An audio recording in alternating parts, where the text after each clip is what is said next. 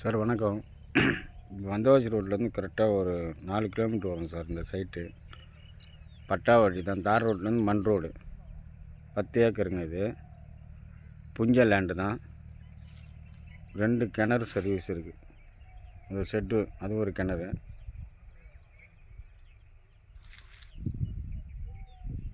ரெண்டு கிணறு சர்வீஸு. 20 ரூபா சொல்கிறாங்க, பேசலாம் சார்.